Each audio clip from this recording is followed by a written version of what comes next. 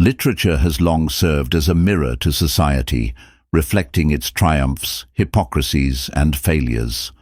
Among the many tools that writers use to reflect on human behavior and social structures, satire stands out as one of the most impactful.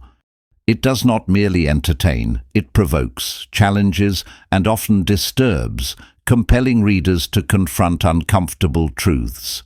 Satirical novels, especially, have been at the forefront of literary movements that aim to criticize social injustice, corruption, and the absurdities of political and religious institutions. Whether you're laughing at the antics of Don Quixote or cringing at the hypocrisy in Animal Farm, you're not just reading a story, you're engaging with a form of art that demands intellectual and moral attention.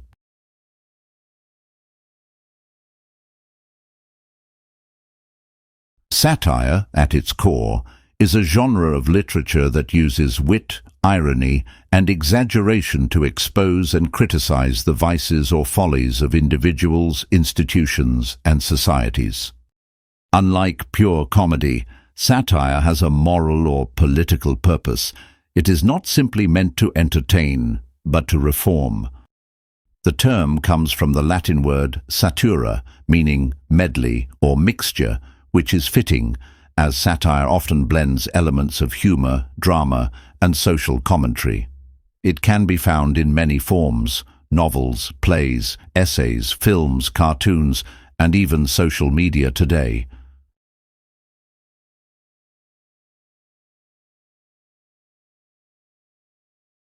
Satire is a genre in which vices, follies, abuses, and shortcomings are held up to ridicule, ideally with the intent of shaming individuals, corporations, government, or society itself into improvement. Encyclopaedia Britannica. Famous satirist George Meredith described satire as the comedy of moral ideas. Its power lies in its ability to make people laugh while simultaneously leading them to question the systems they live in and the ideologies they follow.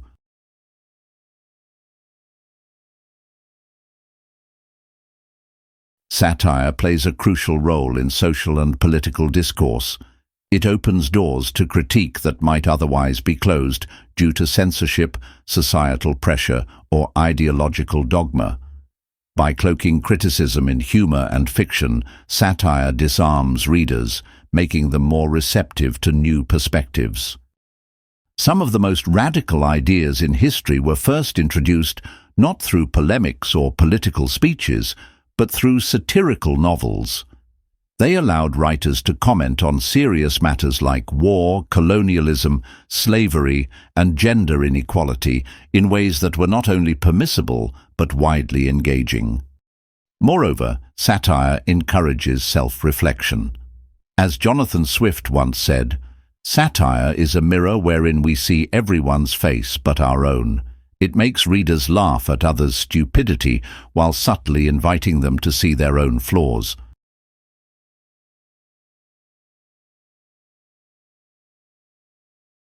Satire can take many forms, and understanding its types helps in appreciating how writers tailor their approach, depending on the audience and subject matter. Horatian satire.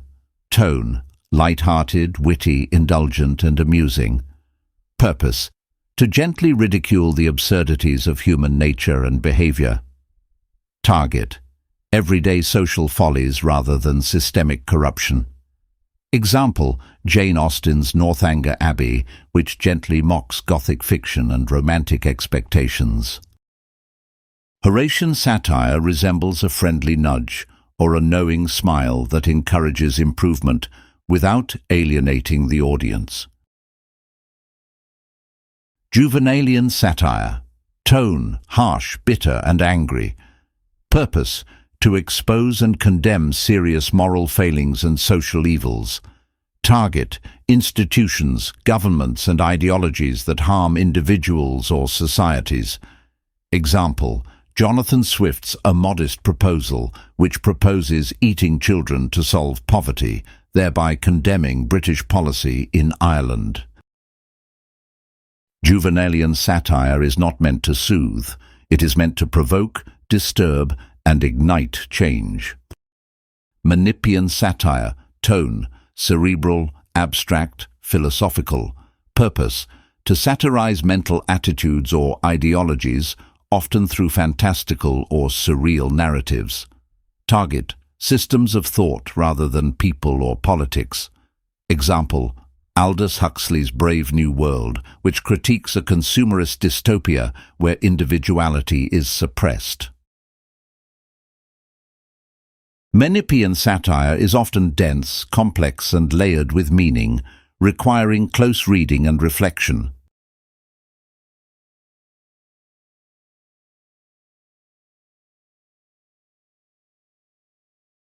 Here are 10 classical satirical novels that have left a deep impact on literature and thought. Each of these books showcases the versatility and potency of satire in unique ways.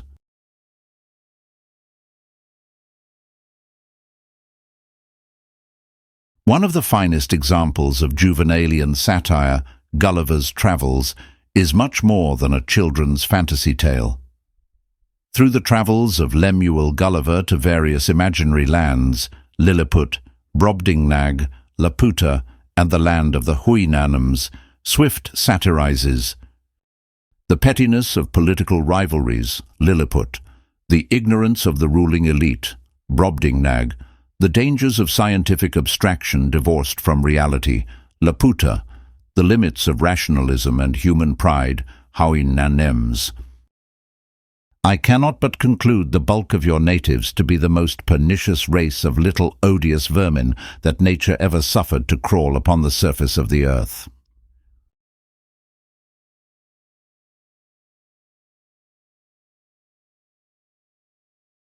Orwell's allegorical novella about a group of farm animals who overthrow their human oppressors only to end up under a worse tyranny is one of the most devastating critiques of totalitarianism ever written.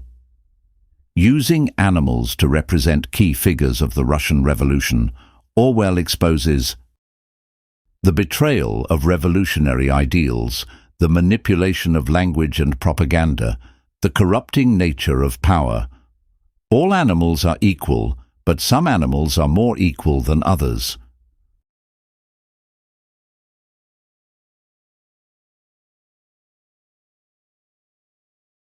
Voltaire's Candide is a Horatian satire of the idea that all is for the best in the best of all possible worlds, a philosophy popularized by Leibniz.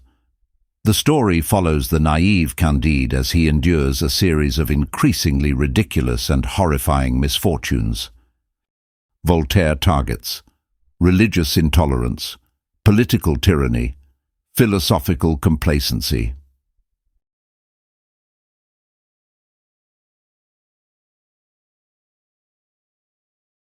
Often hailed as the great American novel, Huckleberry Finn uses the journey of a young boy and a runaway slave down the Mississippi River to satirize racism and slavery, religious hypocrisy, social conformity.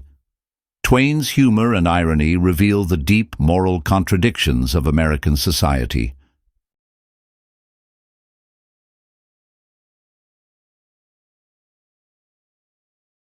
This novel coined the term catch-22, referring to contradictory rules that make escape impossible.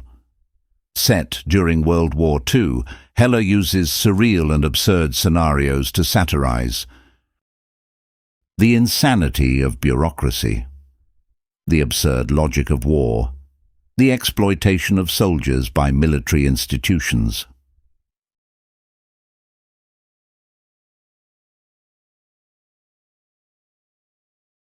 Austen's first completed novel is a gentle Horatian satire of Gothic romance novels and the social expectations of young women.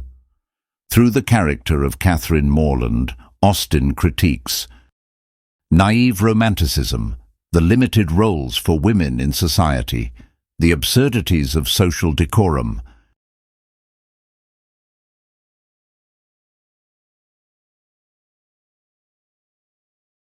Set in a dystopian future where humans are genetically engineered and conditioned to be content, Huxley's Brave New World is a chilling Menippean satire on consumerism, technological control, the loss of individuality and critical thought.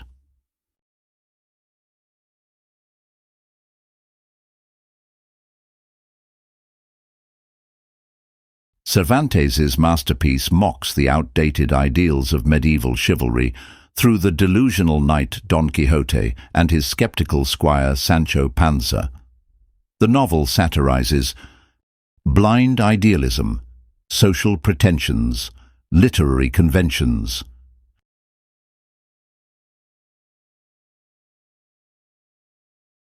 Written as a series of letters from a senior demon to his nephew, this novel satirizes modern life, temptation, and spiritual decay. Lewis critiques complacency in faith, the distractions of modernity, human susceptibility to sin.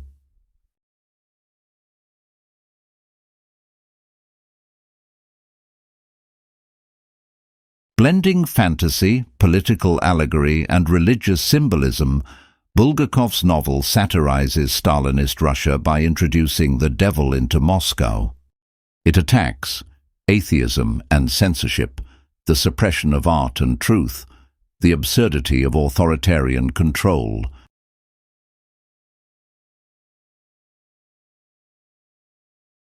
Satirical novels are not just literary amusements, they are sharp instruments of truth and reform. By blending humor with criticism, satire can bypass resistance and reach deep into the consciousness of readers.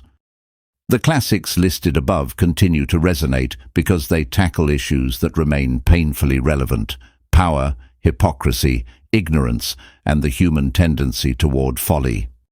As readers, when we laugh at the exaggerated worlds in these novels, we also recognize echoes of our own.